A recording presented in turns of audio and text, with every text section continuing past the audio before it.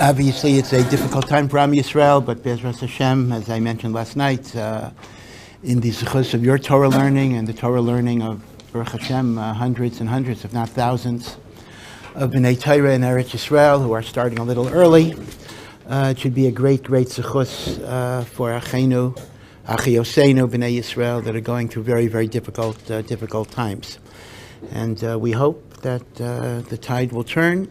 Again, I don't want to repeat my whole talk. I mean, in a way, as I say, it's both frightening and exhilarating in the sense that there are many, many indications that this may be connected to the wars of Gog and Magog. So the good news is that is the precursor to moshiach. The bad news is that it's kind of a bad time, meaning it's a very, very difficult time. It's the Chavlei Mashiach. Now, what's interesting is that the Vilna Gaon himself writes, there's a very interesting sefer, not written by the Vilna Gaon. It was written by a Talmud of the Vilna Gaon, Rav Hillel of Shklov. And it's called Kol HaTor. Tor is with a tuf. That means the sound or the singing of the turtle dove. It's a phrase in Shir HaShirim, Kol HaTor Nishma B'Artzenu. And Rav Hillel of Shklov essentially recounts the Vilna Gaon's teachings on the coming of Moshiach and the building up of Eretz Yisrael. And there are actually many, many interesting things in Kol HaTorah. A lot of it is Cabalistic, a little difficult to understand. One interesting thing that he says, I'll tell you one little thing. He makes the point that the Vilna Gaon, the Vilna Gaon didn't say this, the Talmidim said it about the Vilna Gaon, this part, that the Vilna Gaon was a Gilgal, a reincarnation of Moshe Rabbeinu. And that is why he was not able to enter Eretz Yisrael, because as you know, the Vilna Gaon actually left Vilna to go to Eretz Yisrael. And in fact, he wrote a famous letter to his family. Many Sidurim have two letters. Sometimes there's the Igeres HaRamban, the letter of Ramban, when he went to Eretz Yisrael, and of course he actually got here, and Igeres HaGra, the letter of the Vilna Gaon to his family when he left to go to Eretz Yisrael. Right? You can see maybe if you have, it's not in the article siddur, but if you have Sidurim that have extra things, so they'll often be Igeres HaGra. There.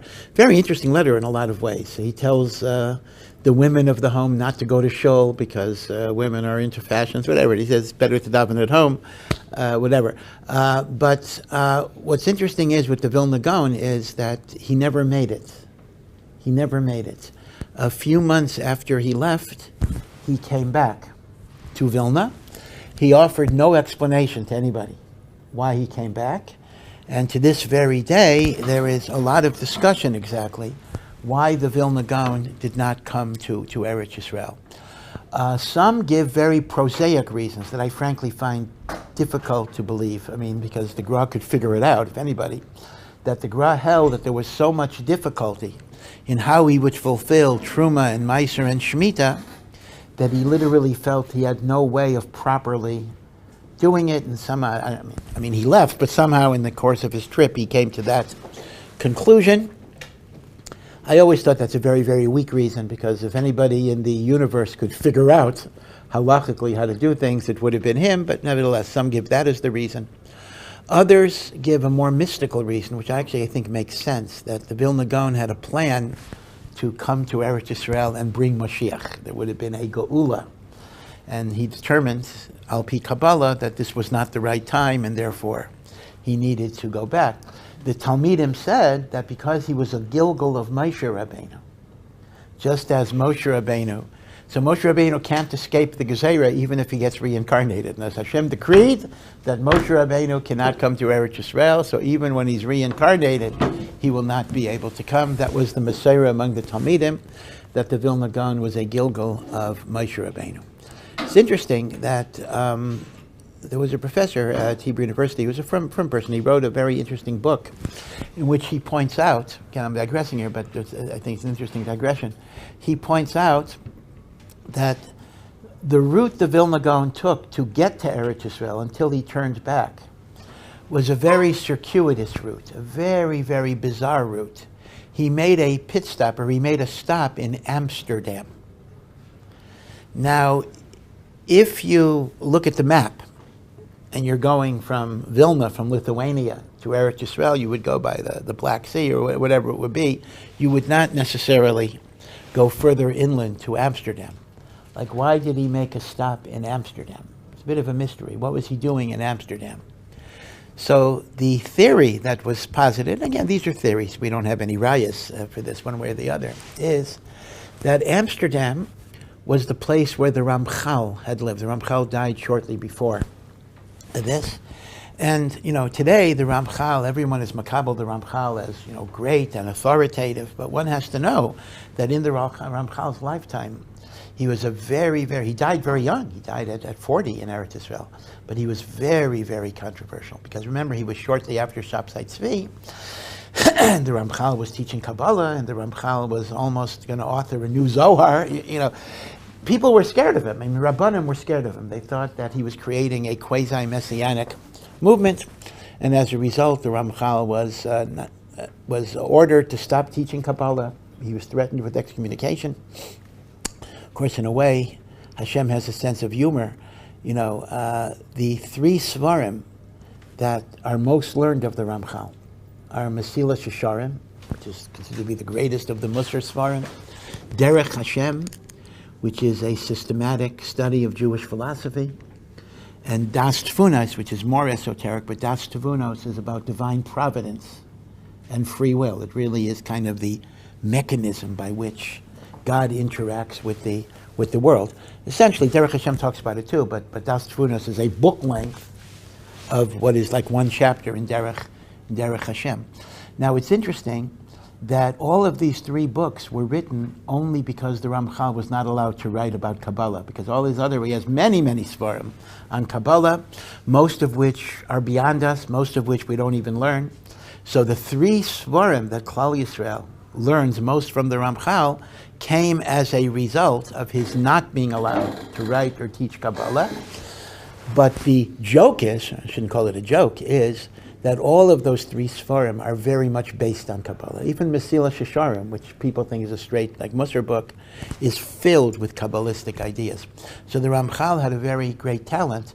He was able to explain Kabbalah in non-Kabbalistic terms. So he snuck it under the table, so to speak.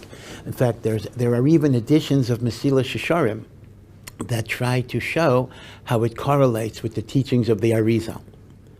But again, in Mesilas Yesharim, you certainly see no Cabalistic vocabulary. There's no reference to Sfiros. There's no reference to anything at all. Now, Derech Hashem Das Tvunos gets closer and closer and closer to Kabbalah. There's no question about it, but he doesn't cross the line. So in a sense, Klal Yisrael, talk about Hashem turning something dark into light. Hashem took the Ramchal's being disabled from teaching Kabbalah, and that became a great vehicle by which he disseminated Kabbalistic teachings in non-Kabbalistic arguments. But going back, going back to the Gra, I'm digressing on digressions on digressions, I have to remember where I'm going. Here's the idea. The Ramchal was very, very controversial. But the Gra had a tremendous admiration for the Ramchal, although they never met. And the Gra said if the Ramchal would have been alive, he would have walked. The Gra said, I would have walked from Vilna barefoot to Amsterdam to meet the Ramchal. It is said that when the Ramchal was prohibited from teaching Kabbalah, he had thousands and thousands and thousands of pages of Kabbalistic writings, many of which he burnt and some of which he concealed. The Gra was aware of a hidden group of writings in Amsterdam. And as part of the Messianic idea, he wanted to go to Amsterdam first to find the Ramchal's writings that he would then bring to Eretz Yisrael. And al yidei kach, bring the moshiach. Now, beyond that, we don't know much. We know that he did get to Amsterdam. That much we know. Did he find the Ramchal's writings? That we don't know. Did he have the Ramchal's writings? Maybe yes, maybe no. Did he decide not to go to Eretz Yisrael because he couldn't find the Ramchal's writings? Or fakert, he found the writings and he determined based on those writings it wasn't the right time to go. We don't know. A lot of things are mysterious. But nevertheless, the Gra himself wanted to go to Eretz Yisrael, and the Talmidim of the Gra did come. Much of what is called, sorry, one second here. Much of what is called the Yishuv Hayashan, the old pre-Zionist religious community, are the Talmidim of the Vilna Gaon. They built, and not only did they create a spiritual infrastructure, but they created a physical. I mean, they were involved in the building. In fact, they had a sheet, like Meah Sharim, these neighborhoods, they actually had a sheet that it was very important that even the physical infrastructure of Eretz Yisrael be built with Kedusha and Tahara. You wouldn't use Arabs, you wouldn't use non-religious Jews. Everything had to be Kedusha. The heating systems, the bricks, the pipes, everything and the like. So many of these great Talmidei Chachamim were physical workers in terms of digging ditches and bricklaying, being carpenters, and everything else. So the Gra had, and indeed that is exactly why, at least the official Ashkenazi minhagim of Yerushalayim are the minhagim of the Gra. Right? You may ask, like, why the Gra? Because the Talmidim of the Gra were the foundation. It's different up north. It's very, very different. Up north, talking about Tzfat, Tiberia, the primary Jewish Ashkenazi, Sfardim, I'm not talking Sfardim, were here before, and they had a different Messiah. In fact, Ravaji Yosef made the argument, although nobody listens to it, and even he didn't push it, that Ashkenazim have no right to even be Ashkenazi in Eretz Yisrael, because when they came as a small minority among Sephardic Jews, that there were majority. They were mechuyev to adapt to the majority of the Kehila, and the fact that kama batal, each Ashkenazi becomes nullified in a majority of Sephardim. So even when you get a number of more Ashkenazim than Sephardim, they still have to be Sephardim because they got nullified in the majority as they came. So he says, Ashkenazim have no right to exist in Eretz Yisrael as Ashkenazim, but he was maskim that maybe it's too late to change that at this day. So I'm not talking about Sephardim, but in terms of the Garin, in terms of the root of the Ashkenazi Yishuv, so in Yerushalayim it was the Talmidim of the Gra, and in Tzfat and Tiberia it was the Talmidim of the Baal Shem Tov, Chasidus, right? So Chasidus got established up north, and that became the fundamental minhagim, sans, and types of Chasidus. And in Yerushalayim, minhagi, now obviously over the years, everything gets mixed up. So obviously you have Litvisha people up north, and you have Hasidim down here. But originally, the foundational minhagim of the Kehilas were essentially Chasidish minhagim, of course different types of Chasidus, up north. That's why, for example, duchening, right? Just to give you one example. Obviously, we duchen when there's a Kohen. We have Birkas Kohanim every day. Now, you know that in Chutz La'aretz, if you remember, at least among Ashkenazim, we only have Birkas Kohanim on Yom Tov, right? Musaf of Yom Tov. We don't have Birkas Kohanim any other time. Now, why that's so is indeed a very, very big problem. The Ramah himself identifies the minog, that our minog is only to duchen on Yom Tov. But why? The Torah says there's a mitzvah for Kohanim to bless people. The Torah does not say it's only on Yom Tov. Like, why? So the Ramah has to come up with a reason that is pretty dochek, a pretty forced reason. Again, the Ramah didn't invent this minog. The Ramah is trying to explain an existing minog that predated him. We don't know exactly how old that was. And the Ramah says, well, a Kohen is supposed to duchen only if he's besimcha, only if he is in joy. And the problem is that in Chutz La'aretz, nobody is happy except on Yom Tov. Even on Shabbos, you're not really happy. Yom Tov, you're happy. So you can only duchen on Yom Tov because that's when the Kohen is besimcha. Mashen Kain in Eretz Yisrael, we're always besimcha. And the like. Now, the truth of the matter is, this is a very, very weak reason, because this is so subjective. I mean, some people are sour even on Yom Tov, right? You could have a Kohen who's not particularly happy on Yom Tov, and some people are happy even during the week. I mean, to make a rule, we're not going to do a mitzvah d'oraisa, because we're making the assumption that unless it's Yom Tov, you're not happy, is a very, very shvach reason. So the emes says, because of this, the Gra had the opinion, the Vilna Gaon had the opinion, that Ashkenazim should duchen even during the week, just like Sephardim, every single day, even in Chutz La'aretz. Now, the Gra's position in Vilna was a very interesting position. If you were to ask, what was his position in the great Jewish Kehillah of Vilna? Vilna was one of the great, even before the Vilna Gaon, Vilna was one of the great, great, great cities in Klal Yisrael. There were many Gedolim before the Vilna Gaon in Vilna. So what was the Vilna Gaon? Was the Vilna Gaon the Rav of Vilna? No, he was not. Was the Vilna Gaon the head of the Beis Din of Vilna? No, he was not. The Vilna Gaon had no position at all in Vilna. The Vilna Gaon, everyone acknowledged his unbelievable greatness, but the Vilna Gaon was a private citizen who had no official role in the Kehillah of Vilna. Now, the truth of the matter is, to a large degree, that's exactly what he wanted. He didn't want to be involved in running a city. He wanted to learn and teach Talmidim, but he was a private citizen. As a result, Vilna had rules. There was a big shul in Vilna, but if you wanted to open up your own minyan, you needed permission of the Kehillah. You couldn't just open up your own minyan. So because the Vilna Gaon had unusual minhagim that were not mainstream, he wanted to have his own minyan. He had his own minyan, but he had to have rishus. He had to ask permission from the kahal to be able to have his own minyan, and this was called the Vilna Gaon's klois. Klois means like the house. And it's very near the main shul. The main shul of Vilna was a big, magnificent shul, and it was in a courtyard that had a lot of different buildings, and one of the smaller buildings in the courtyard was called the klois of the Gaon, the Vilna Gaon's klois. These buildings survived until the Holocaust. The Holocaust, they were destroyed. 100 years ago, there were people who were davening in the Vilna Gaon's klois, as well as the main shul of Vilna.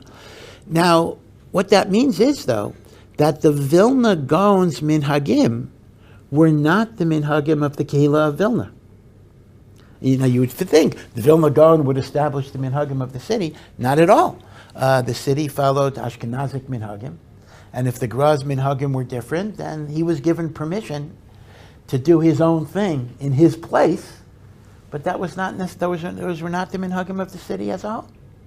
Right? It was understood that the Vilna Gaon was different, and he had the authority to deviate, but that did not become the authority for the Kehillah. It's actually very, very, very interesting. So one of the things that the Gra wanted to do in his klois was to institute Birkas Kohanim every day. But the Messiah is that every time he tried to do it, a fire broke out in the building, as if Hashem is saying, don't change the minhagim.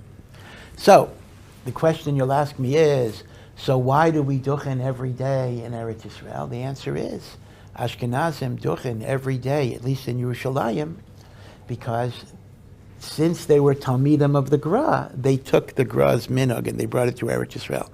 And the reason why, b'derech klal, they don't duchen every day in Svat and Tiberia is because the Garin, the foundation of that Kehillah, were Hasidim, and Hasidim never had the Hanaga of the Gra to try to duchen every day.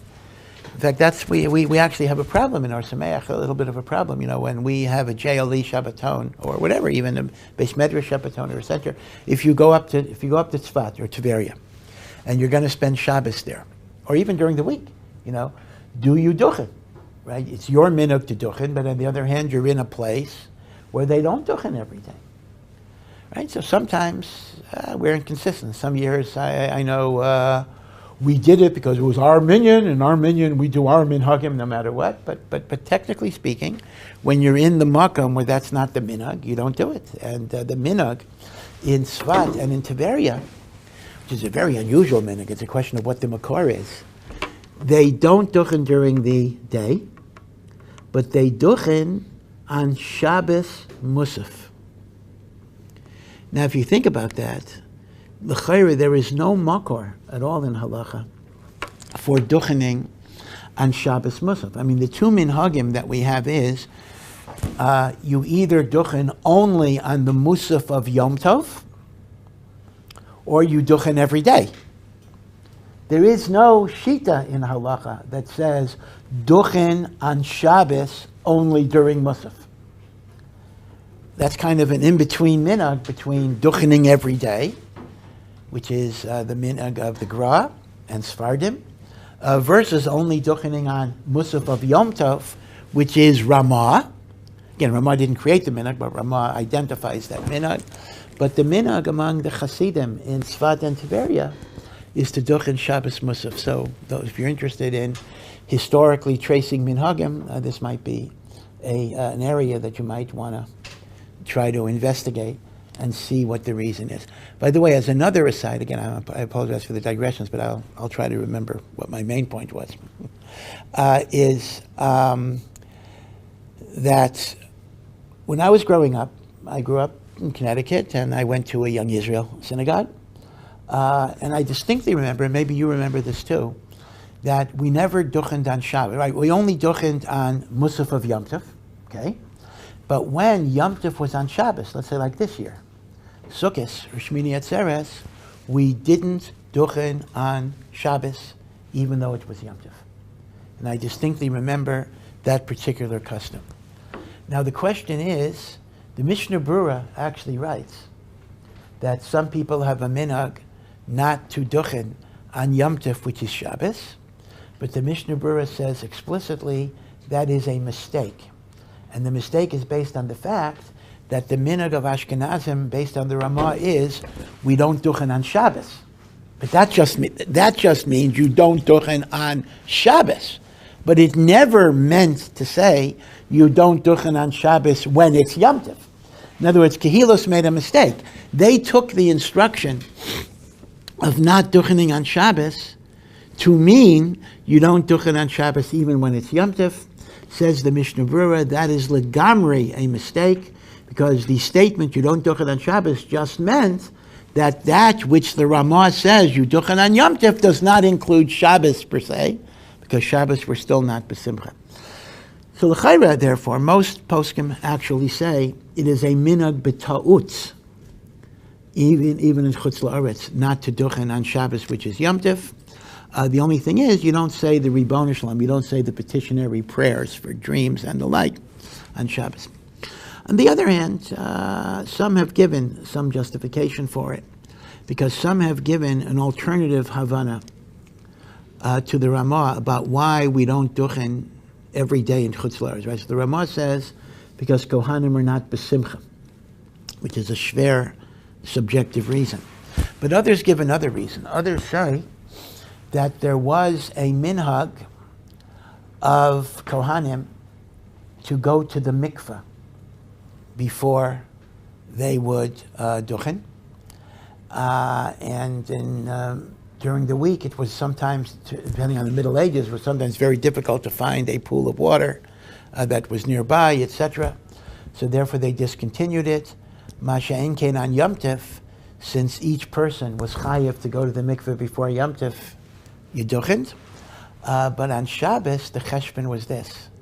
Since Leil Shabbos was a zman of tashmish hamita, so the fear would be that the Kohanim Shabbos morning would be balei keri, would be a bal keri, and the tefillah of Erev Yom Tov wouldn't help them from the tumah they contracted through tashmish hamita, and therefore there was a cheshbon that if they had to be in a state of tahira, it'd be better than for not to duchen. Again, it's very, very fair. I mean, a bal keri is allowed to duchen, but whatever it is, if you connect it to tefillah and tumah, that would be a possible reason. Okay.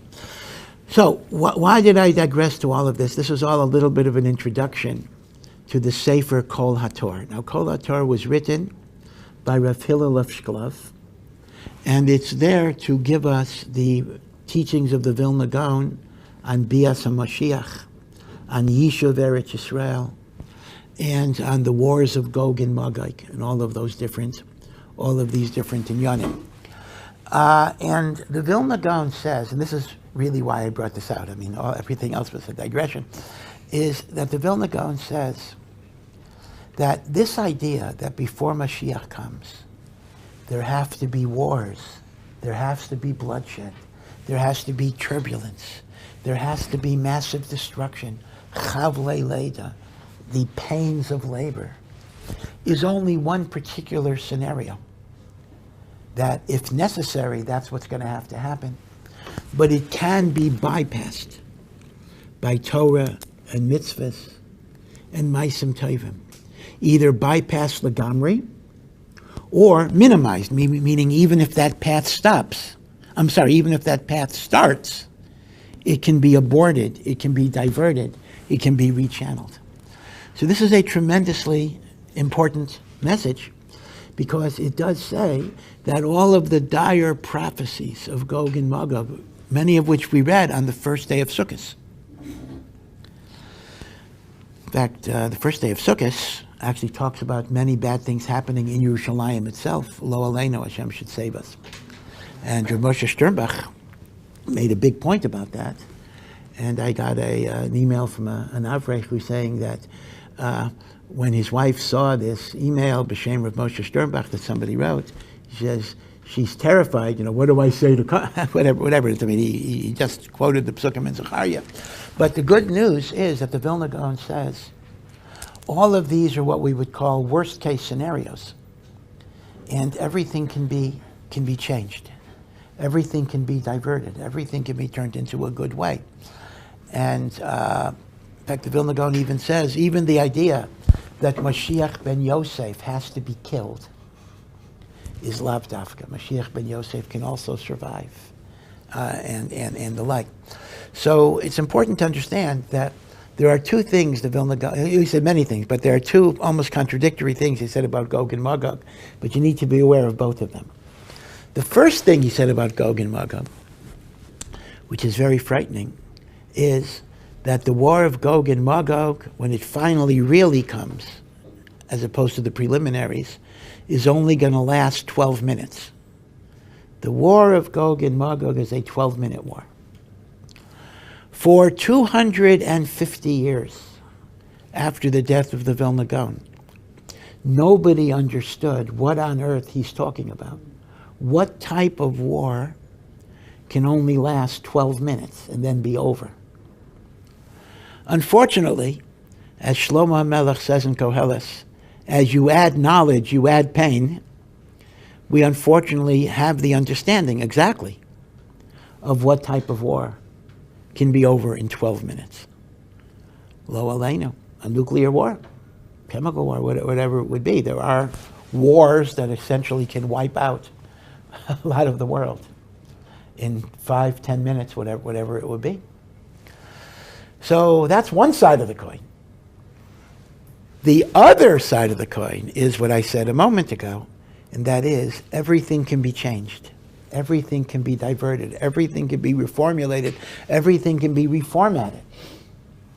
And therefore, we have great, great opportunities to kind of turn this into bracha. Now again, we've already begun the suffering and it's been very, very severe. But again, the Vilna Gaon is not at all saying once you're on the road, you're stuck. It says even when you're on that bad road, you can get off it. Right? So the fact that wars have started doesn't mean it has to continue until the bitter end. So it's important that when people quote the Vilna Gaon, that they don't just quote like one part of the statement. You need to look at both statements in order to understand it. So on one hand, this does seem connected to Gog and Magog. And by the way, the Gra also has a third thing in which he writes about Russia and the Ukraine as being connected to Gog and Magog. So even before what's happening in Eretz Yisrael, the Gra saw all of the stuff that's going on over there as connected to Gog and Magog. Again, the Ruach HaKodesh is very, very phenomenal here. So there are a lot of signs going on, but it's important to know that we can weigh in, that we do have an impact, that we do have a way of making things better for ourselves, for Am Yisrael, for the world as a whole. And again, having guys come in early and learn Torah early, create a zechus for Am Yisrael, is one of the most important, greatest things that we're able to. Again, I mentioned last night, we don't realize what our Torah does simply because we don't see a direct cause and effect. Hashem doesn't let us see those things, so we just don't understand it rationally. But if you're a Maimon, it's 100% true. The Torah that we do brings blessing into the world. And if you say, well, how come so much bad stuff is happening and I'm learning? The answer is, without it, it would be worse. What can I tell you? Meaning, as bad as things are, things could actually be a lot worse. And if they're not, it's at least partially because of the torah and the mitzvahs that we're learning. So, I know that curtailing Benas Manim is a bit of a sacrifice, but hopefully you'll understand, all of you understand, how important it is that you're doing what you are doing. So B'ezras Hashem, it should be a source of Yeshua and Geula. By the way, I got to be careful with Yeshua. I gave, it's amazing what people say. I gave a talk somewhere, and I also said, may it be a source of Yeshua. So it was on YouTube. So somebody made comments. I was listening to this guy, and still he mentions Yeshua. I see now, he's a Christian believer in Yashka. He says, I'm not listening to him anymore. So please believe me. When I say Yeshua, I just mean salvation, redemption, perfectly good word to use. Just like gay used to mean happy, but years ago, right? It doesn't necessarily have any other connotation. So when I say Yeshua, I just mean Geula of Yeshua. I don't mean anything sinister to that particular thing. Okay, so maybe we'll stop here. Anyway, again, be well, and again, may all of our learning, all of our mitzvahs be a zechus for Klal Yisrael. Thank you for listening to this Ohr Somayach production. To find out more and to partner in our mission, please visit ohr.edu.